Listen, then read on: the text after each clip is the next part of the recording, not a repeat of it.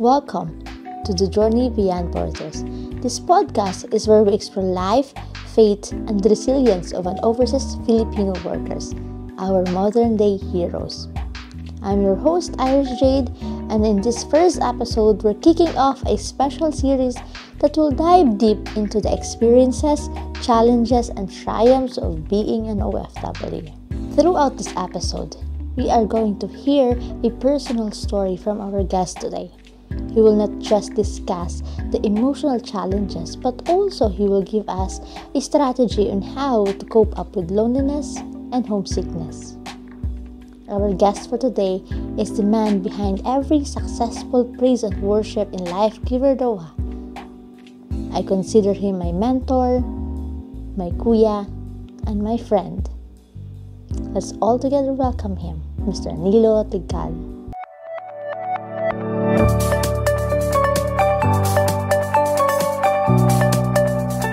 Kuya, thank you for joining for our podcast for today, Journey Beyond Borders. And this episode will be titled, of course, your name, Nilo's Journey. I'll be asking some questions about your journey sa pagiging OFW. So first question is, ilang taon ka ng OFW? Bali 15 years na, 8 years na ako dito sa Qatar, but before that, 1 year muna ako sa UAE, and then 6 years ako sa Saudi. Of all the country, why did you choose Middle East? Kasi parang nabanggit mo halos Middle East lahat nung pinuntahan mo eh. Yeah, kasi dito yung opportunity sa construction. Kasi sa construction industry ako nag-work. So, ang mas maraming mga projects ngayon dito sa Middle East. Ano yung pinaka struggle mo nung nag-OFW ka? Kasi nung nag-start ako magtrabaho sa ibang bansa, medyo malalaki na yung aking anak. So, medyo hindi naman ako, dahil kasi sanay na naman akong bumiyahe. So, pero ang naging struggle ko talaga is yung, syempre, lumaki sa akin yung mga anak ko, then suddenly, bigla akong malayo sa kanila ng mahabang panahon. Doon ako unang nag-struggle. Syempre, homesick, nawawala eh. So, paano mo na-overcome yung homesickness na yun? From time to time kasi nung abroad na ako, uso na yung internet eh. So medyo frequent na yung aming communication. So kaya parang parang kasama mo na rin sila dahil may mga video calls. Yun lang kagandahan ngayon sa modern Kasi day. unlike yung mga parents ko, sulat pa noon. Ay, grabe. Tapos yung nagpapadala sila ng mga voice tapes. Voice tape yung parang sa cassette, Oo, sa ganon? cassette, oo. Tapos pag ano lang yan, siguro mga every 3 months or 4 months, depende kung may uuwi lang. Yun, papakinggan namin yung boses niya. Tapos minsan yung sulat. Andun pa ba yung postcard dati? Oo, meron ganun. So, 'di ba ikaw yung sa introduction ko nga kanina, the man behind every successful praise and worship sa Life Giver. Paano mo nakilala si Lord sa journey mo as OFW? Yun, bago ako naging OFW, Christian ako. So, nakakilala ako kasi sa Lord during high school days. Graduating ako ng high school noon. Doon ako first nag-attend ng church. Doon ako nakakilala sa Panginoon. And then, nag-work din ako sa ministry mismo. So, yung pag-aaral ko ng college, I stopped yung aking electrical engineering course. Nag-stop ako dahil nag-pursue ako ng aking full-time ministry. Wow! So, naging missionary talaga ako. Kaya, yung nasabi ko kanina, bumabiyahe talaga ako. So, nagmi-mission ako sa iba't ibang lugar sa Pilipinas at sa Thailand, sa Malaysia. So, nakakabiyahe na ako before ako mag-OFW. So, dahil lang nung nagka-family na, syempre, naging obligado ka na, may responsibility ka na. So, kaya content making, nagtrabaho ko. At the same time, hindi pa rin nawawala naman yung aking serving sa Lord, sa true ministry. At yun, hanggang sa lahat na naman napuntahan ko by God's grace, naging part ako ng ministry. Hanggang sa ito na nga currently, ako yung in charge sa worship ministry ng Life Giver Doha. At yun, tuloy-tuloy naman tayong nagsiserve kay Lord. So what being a Christian OFW taught you about trusting God? 'di ba? In unfamiliar and challenging environment. Well, siguro advantage sa akin yung, nakakilala na ako sa Lord bago pa ako naging OFW. Meron na akong mga promises ni Lord na talagang pinanghawakan ko, gaya ng Isaiah 41:10 yan. Kasi Yeah. sabi diyan, "Do not fear for I am with you." So, alam kong kasama ko si Lord at, hindi niya ako pababayaan kahit saan man ako pumunta. Alam kong, yung purpose niya, yung will niya, yung plano niya ang mangyayari sa buhay ko. Yeah. Yes, kaya dapat sa every journey natin talagang alalahanin talaga natin na kasama natin si Lord. Yeah. Yeah, kahit mag-isa tayo, 'di ba? How do you maintain naman yung faith mo? Kasi 'di ba when you're far from your home and your support system, lalo na kapag malayo ka sa pamilya mo, paano mo nami-maintain 'yon? Kasi ang alam naman natin yung ang Lord is, not limited by space and time. So, He's everywhere. So, kaya yung physical distance hindi siya hadlang para maranasan mo siya, para magpatuloy ka sa kanya. So, kaya nga, ah, ang lagi ko lang iniisip is, the Lord is always with me. At, kahit saan ako pumunta, alam kong kasama ko si Lord. Even my families, kahit nasa Pilipinas sila, I know that God's protection is always be there for them.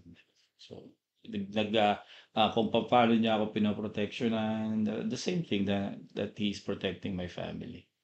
So, kumbaga covered ka and also your family in the Philippines are covered then by Yeah. Yes, yes. How can a fellow OFW encourage one another in their walk with God, 'di ba, while working abroad? Yan yung ano, ginagawa natin dito sa Life Giver Door, no? Talagang we as Yes. OFWs, we are always trying our best na, despite of our busyness sa work, nagga-gather tayo together, nagtalagang kasi sabi nga ng ano yun, sa Hebrews chapter 10 verse 24-25, let us, encourage one another, uh not to give up meeting up together as are in the habits of doing, and all the more as you see the day approaching. So, Yes. importante rin din yung 'pag nagga-gather tayo, we're praying for each other at, talagang dine-desire natin na, yung palakasin tayo ni Lord, sama-sama tayo. Kaya, tapos dito sa Life Giver, we are not just, focused on yung gathering, yung fellowship, but Fellowship. we have a discipleship, Yes. process na ginagawa for every believer na sila ay maging disciples. Yes. Actually, 'di ba upcoming na yung ating, SOD, Yeah, School of yes. Discipleship. Yes. Meron tayong mga journey from, attending, this, as a new Christian by, understanding life, and then we have this life start, and, meron tayong life retreat dun kung saan na-experience natin yung power ng God and the power of the cross that really once na maintindihan natin is, talagang life-changing yung experience dun. And after na tayo magkaroon ng, baptism in the water as, our declaration of our faith in God, in Jesus. So, nagpapatuloy tayo sa pag-aaral ng mga marami pong mga discipleship classes at, yun meron din tayong mga skill of discipleship, and, hopefully we are, undergoing kainos, which is a deeper understanding about the Word of God. Grabe ang daming, programs ng Life Giver, Dohan. I just have to ask you 2 more questions before we wrap this up. Yeah. Ano yung advice na mabibigay mo sa ating fellow kababayans na struggling to stay spiritually grounded? Talagang importante sa atin that we have to always be connected to God. Yes. So laging, kasi, even our flesh falls, pero once our spirit is always connected with the Lord, magkakaroon tayo ng assurance that, yung alam mo yung kasing yung, love of God is nothing can separate us from that, Yes. 'di ba, sa Romans chapter 8. So at, even though kahit malayo nga tayo sa ating pamilya, kahit malayo tayo sa ating mga mahal sa buhay, but yung presence ni Lord is enough for us na para magpatuloy tayo sa ating relasyon sa Kanya at, ating paglilingkod sa Kanya. Yeah. Kaya dapat matisod ka man, lumiko ka man, you always have to go back to God. Yeah. Kay God lang yung ending, wala nang iba. Okay, so bali last question, diba? Yeah. Sa sobrang dami ng napagdaanan mo, ng struggles mo, roller coaster ng life mo, 'di ba? So, how has your experience, 'di ba, as OFW shape your understanding of God's love and provision? Kasi alam mo yung pagiging OFW, kung hindi ka talaga passionate about doon sa career mo, 'di ba? Hindi mo siya mapupursue. Hindi ka magiging Yes. successful. So, ang kagandahan dito na nagpupursue ka ng iyong career, but kasama mo si Lord, mas lalo kang mas nagiging magaan yung pagpupursue mo. Yes. Kasi alam naman natin that life on earth is just temporary. Mm-mm. Lahat ito will fade away, even yung investments natin, even we pursue our career at mag-earn tayo ng marami, makaipon tayo ng madami. Hindi mo natin madadala sa hukay. Basta Yes. importante, binigyan tayo ng Lord ng talents and gifts para makapag-provide tayo sa ating mga families. But mas importante na dapat we also have our commitment to the Lord kasi Mm-mm. yun yung investment natin sa heaven, 'di ba? So dito kung nag-iinvest tayo dito sa lupa para sa ating kinabukasan dito sa lupa. Pero puwedeng umabot lang yun ng 100 years or sabihin na natin maximum na yun 100 years and then wala na. Mm-mm. But yung Mm-mm. eternal life, it will be forever eh. So Yes. kaya yung ating investment na dapat pagfokusan, hindi lang dito sa lupa, masigit ang ating investment dapat sa langit. Through our Yes. relationship with the Lord, continue developing our relationship with the Lord at the same time serving Him and serving others. Kaya our motto is we serve God, we love people, and we follow Christ. Grabe. So, bale meron kang ano, Bible verse na gusto mong ibigay or i-share dun sa OFW, sa mga kababayan natin? Life verse ko talaga Life to. verse, yeah.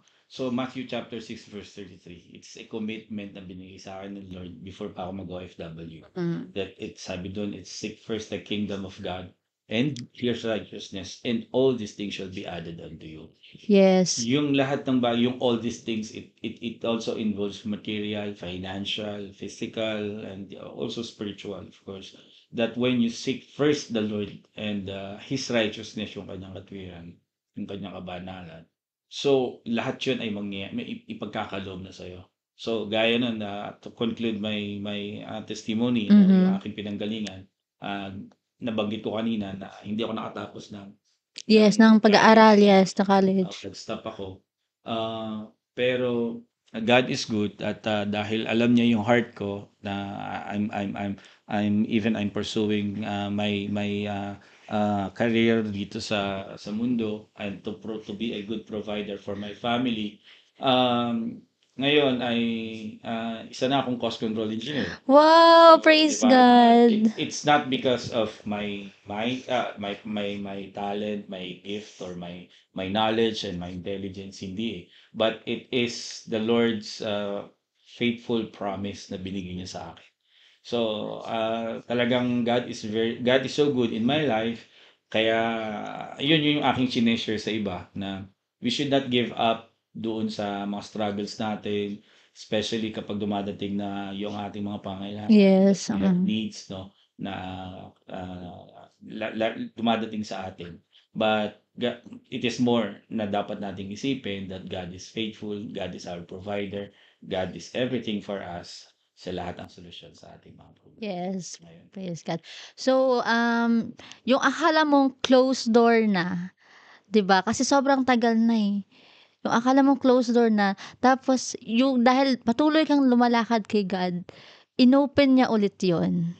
'Di ba? Yung tinuldukan mo na, binuksan niya ulit ng another chapter. Grabe, ang galing ni Lord. Yeah. Thank you, Kuya Nilo, for sharing your life testimony dito sa Journey Beyond Borders. Grabe evident yung goodness ni God sa buhay mo, kung papaano ka lumakad, papaano ka niya hinawakan all throughout the year ng pagiging OFW mo. Tsaka yung kagandahan dun is kung papaano ka niya binuhat muli at nagbukas ng bagong pinto na akala mo ay sarado na. So, ayun lang. Thank you po. Welcome, and thank And you then for guesting me. And I also pray and ask the Lord for more success in your this new endeavor sa buhay mo, and fruitful mission na ibibigay sa inyo, Lord. as we wrap up, I want to remind everyone listening, especially to our fellow OFWs, that no matter where we are never far from God's love and guidance. Just like in Jeremiah 29:11, God has a plan for each of us. And even through the challenges and distance, His presence will always be with us, strengthening us every step of the way.